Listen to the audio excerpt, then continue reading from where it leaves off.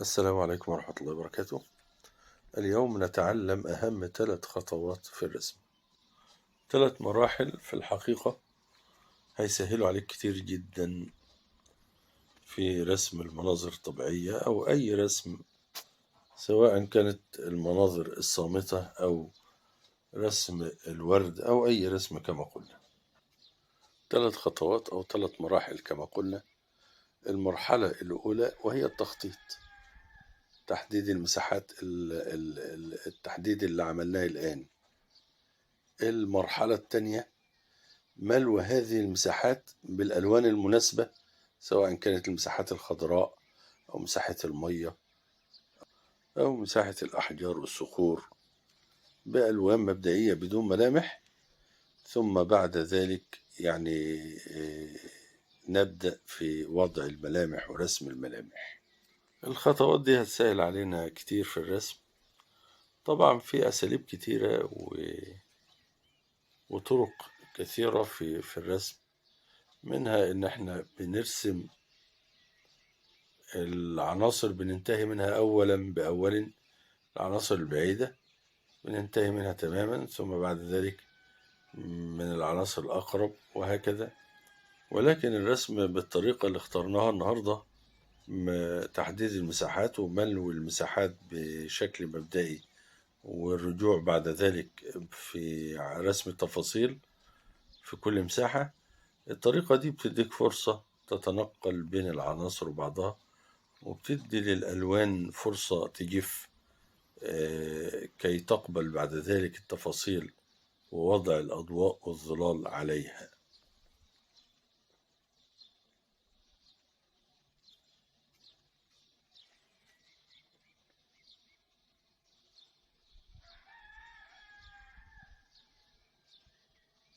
ملأنا مساحتين، ودي المساحة التالتة بنملاها بشكل مختلف شوية، يعني بنضع بعض الأماكن بلون الظل.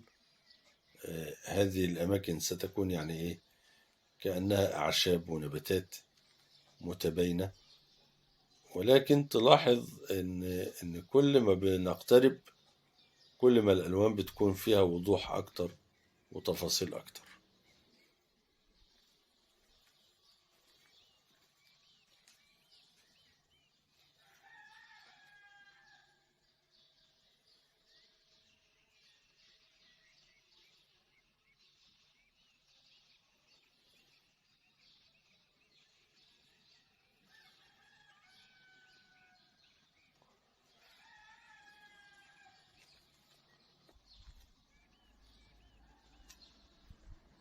بندخل اللون الأخضر في المساحة القريبة دي، لون أخضر مبدئي أيضا بدون ملامح، ولسه في العاجل القريب هنضع عليه تفاصيل بالأضواء والظلال إن شاء الله.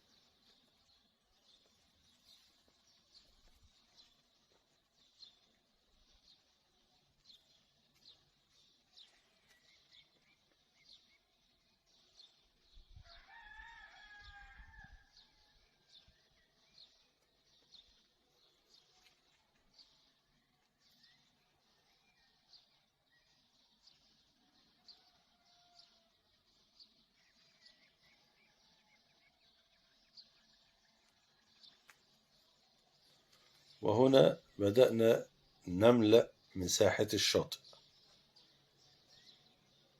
بلون مناسب، وهندي هذه المساحة بدون ملامح أيضا. لاحظ معي.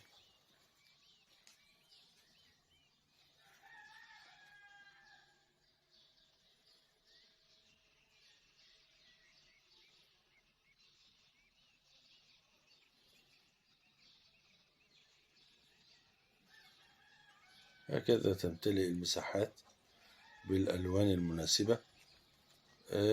أعتقد أنها السهولة واضحة في ملء المساحات. وهنا أيضا مساحة الشاطئ القريب بنملأ المساحة التي حددناها. أيضا مساحة الشاطئ المنحدر وأيضا المساحة المسطح، كل مساحة لوحدها هتاخد ألوانها المناسبة. هنا منحدر أيضا، وبين المنحدرين مساحة مسطحة هتاخد لون أفتح شوية كما سنرى.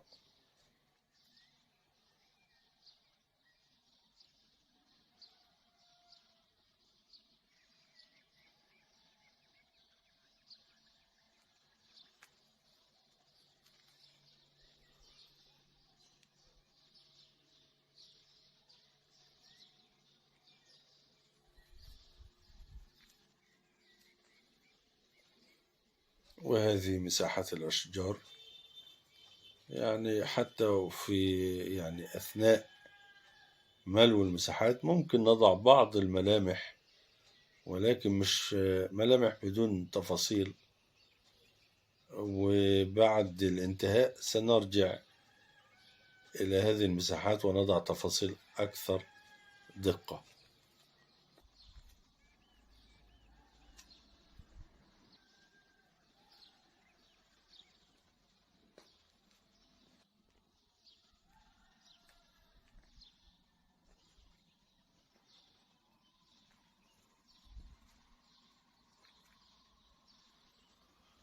وهنا مساحة الطريق المسطح، هكذا نملأ هذه المساحة.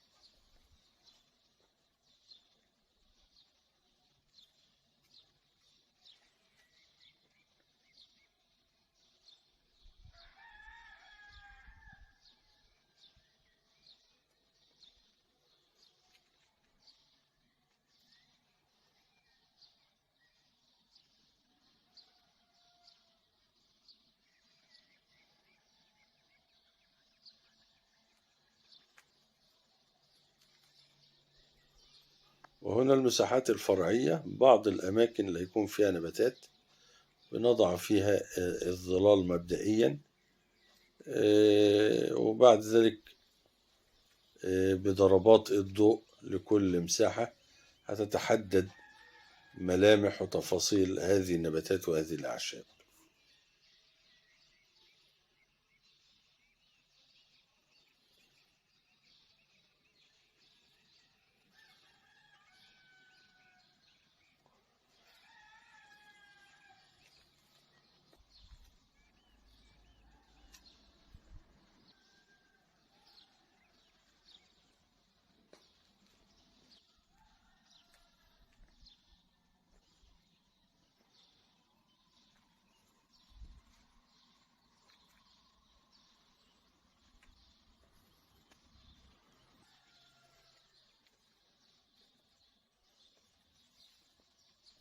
وهنا بعض التفاصيل في طريقنا في إنشاء المنظر. طبعا بقيت مساحة لم تملأ، مساحة المياه يعني، هنملأها بشكل سريع كما سنرى، ولكن بعد الانتهاء من بعض التفاصيل في بعض المساحات. تابعوا معايا ولاحظوا.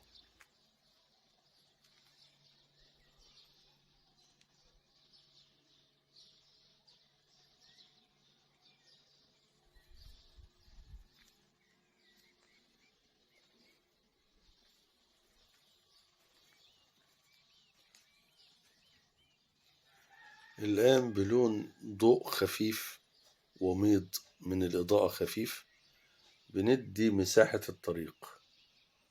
هذه الإضاءة الخفيفة والخط الدقيق هذا يعني دي مساحة الطريق. نظرتنا لمساحة الطريق نظرة بعدية، فمساحة الطريق مش باينة بالمساحة الحقيقية، ولكن إضاءة خفيفة كما رأينا دي كانت مساحة الطريق. أما هذه المساحة التي نملأها الآن دي مساحة الحجارة، الأحجار والصخور اللي هندي ملامحها إن شاء الله لاحقا بشكل رائع.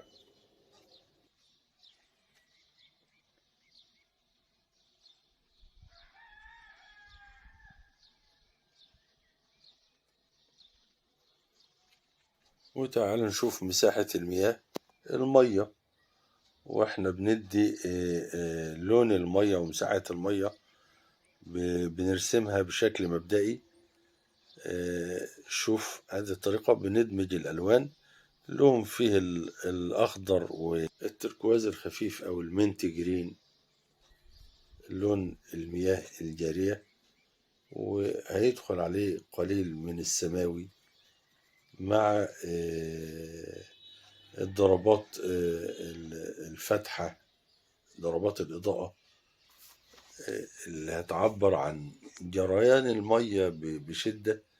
دي طبعا الملامح اللي هنديها بس، ولكن بعد ما ندي اللون المبدئي للمياه. شوف تداخل الألوان المناسبة لهذه المساحة بنملاها بشكل مبدئي كما نرى. طبعا المياه منحدرة، حتى ضربات الفرشة واخدة نفس اتجاه انحدار المياه، ولو كنا بندي اللون المبدئي، ولكن بندي اللون المبدئي مناسب. ضربات الفرشاة مناسبة للملامح اللي لسه هنرسمها إن شاء الله.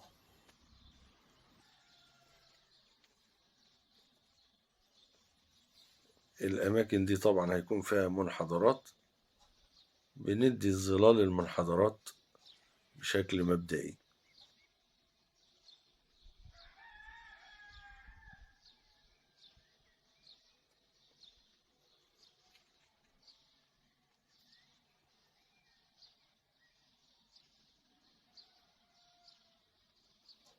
الصخور ومتخللات الصخور بتاخد ظلال قوية جدا هكذا، وطبعا جسور الظل اللي هي بين الصخور والمياه تاخد ظلال أيضا، وخاصة في الناحية الشمال هتكون المياه أو المية هادية شوية بعيد عن المنحدر، فالمية هيبقى فيها يعني إيه شفافية شوية في الجزء ده.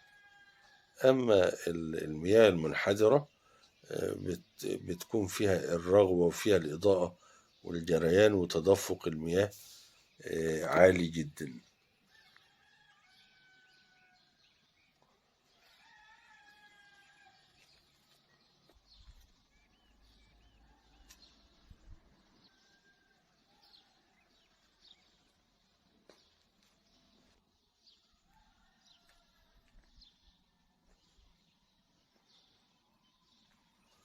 وهنا ظلال مبدئية للأمواج اللي هي نتيجة التدفق الشديد للمياه، وضعنا ظلال من جنس لون المياه، وبعد كده هنضرب عليه بضربات إضاءة عالية جدا اللي هي إيه لمعان المياه وتدفق المياه ورغوة المياه الناتجة عن هذا التدفق.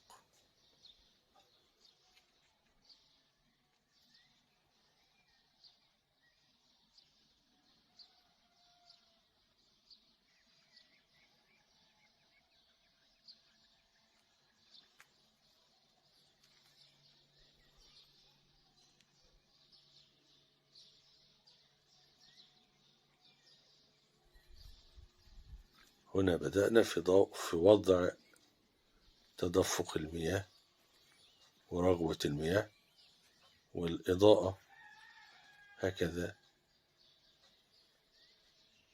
تابع معايا ولاحظ هذه التفاصيل وهذه الملامح. طبعا هنا مصب خفيف المياه ورغوة المياه في الأعلى كما رأينا، وجسر خفيف كده هو هنا المصب أهو، ونزول المية يعني سبب أيضا هذه الرغوة التي نراها الآن، وهكذا يعني إيه مصب ورا مصب. هي مصبات خفيفة مش مرتفعة، ولكن هناك انحدارات خفيفة. طبعا المياه بتنحدر في المصب، لازم تكون باللون الأبيض ده نتيجة الرغوة التطام المياه بالمياه.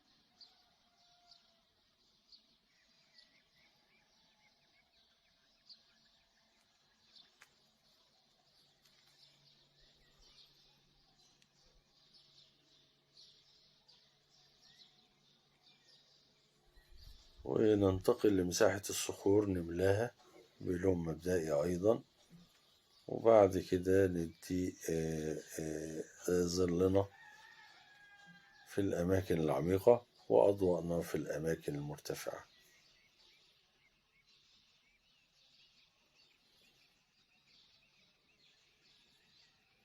وخلي بالك المياه لم ننتهي من رسم المياه، سنعود مرة أخرى لمساحة المياه ونضع فيها تفاصيل أكتر وأدق، كما أننا سنعود لمساحة الأشجار ومساحة النباتات.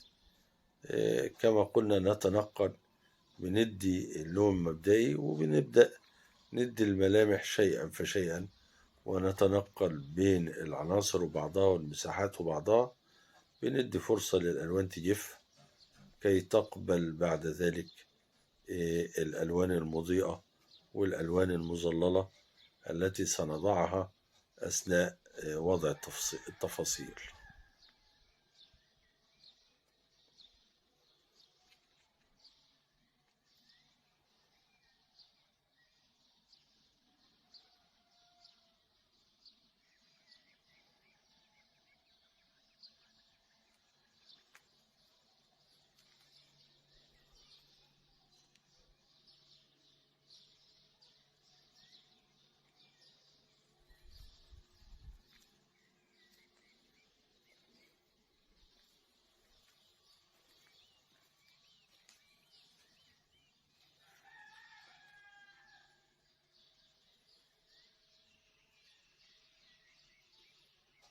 والآن رجعنا للمية، ندي فيها بعض الملامح والتفاصيل، نزود الإضاءة شوية في الأماكن المرتفعة لكل موجة وكل هزة في المية، هكذا. وبنكرر الفلسفة اللي احنا شايفينها دي في كل الأمواج.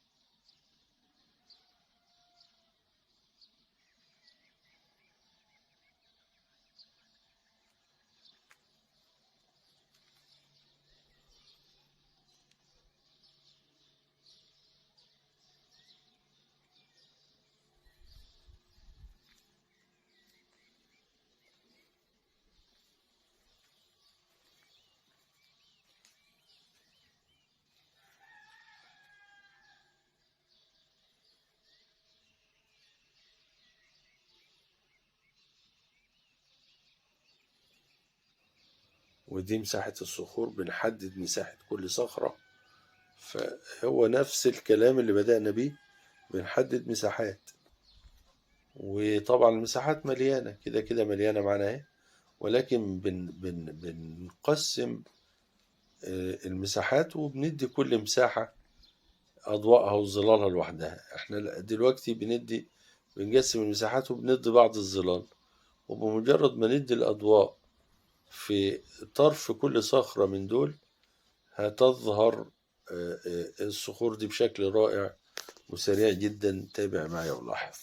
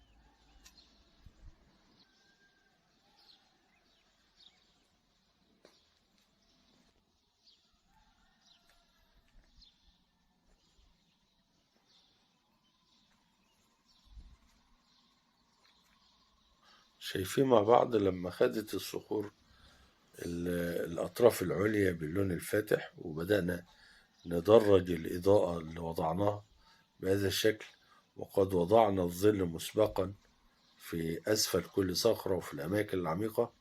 ظهرت معنا الصخور، وبقية الصخور في الناحية التانية هتكمل بنفس الشكل وبهذه الطريقة. حددنا مساحات وبدأنا ندي ظل وضوء لكل مساحة على حدة، حتى ولو كانت مساحة صغيرة. كل طوبة وكل صخرة صغيرة من هذه الصخور هي مساحة لوحدها، تاخد ضوءها وظلها لوحدها. هو ده اللي احنا بنتكلم فيه، وهو ده الأسهل بالنسبة لك كرسام. حدد مساحات وابدأ في وضع الملامح بعدين، ولكن حدد مساحات الأول والملامح بعد تحديد المساحات. ودايما بنقول الملامح يعني ظل وضوء، لون أغمق شوية ولون أفتح. الأغمق بيكون في الأعماق اللي هو الظل العالي، والأفتح بيكون في الأطراف. بانت معانا هذه الصخور وهذه الحجارة بهذا الشكل السريع.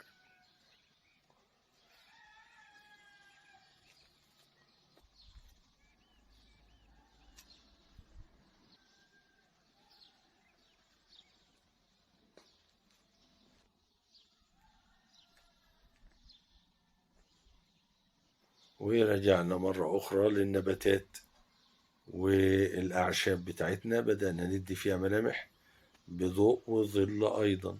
الأطراف العليا بتاخد أضواء، ومن تحت بيكون الظلال في العمق. وكما قلنا الأضواء والظلال من جنس اللون، لون العنصر اللي احنا بنشتغل فيه وبندي ملامحه.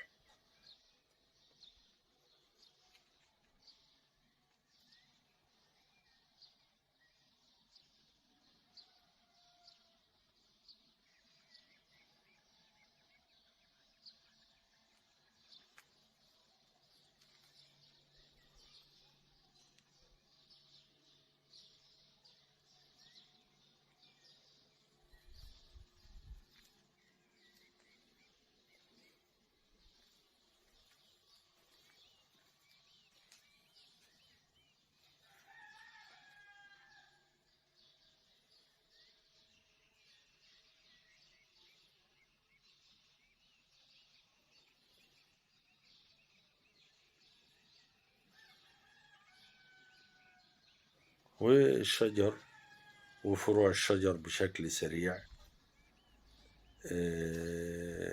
طبعا الشجر القريب بيكون أطول شوية وملامحه يعني واضحة شوية، والبعيد بيكون أقل في الحجم وأقل أيضا في درجة اللون. وننتهي من الأشجار بشكل سريع. يعني فلسفة رسم الأشجار طريقة معروفة، فروع ومن الفروع بتطلع فروع، ومن فروع الفروع بتخرج أيضا فروع. ولكن كلما يعني صعدنا للأعلى والأطراف كانت الفروع أدق. وفي الناحية الأخرى أيضا هذه الأشجار بنفس الطريقة وبنفس النظام. وبعد ما بندي اللون، لون الأشجار، بنقوم بوضع الإضاءة كما سنقترب ونرى ذلك الآن أهو. لتنتهي هذه الرحلة وينتهي المنظر اللي معانا. يا رب نكون استفدنا واستمتعنا. وفي الختام دعواتي لكم جميعا بالتيسير والنجاح، وأذكركم بوضع إعجاب للفيديو كي يعني ينتشر الخير على أيديكم دعما لنا. بارك الله فيكم وحفظكم. كل التحية والتقدير لكم، وعلى أمل اللقاء بكم ومنظر جديد وأجواء جديدة وملامح جديدة في عالم الرسم والفن التشكيلي. لكم مني أطيب المنى وأسمى الدعوات، والسلام عليكم ورحمة الله تعالى وبركاته.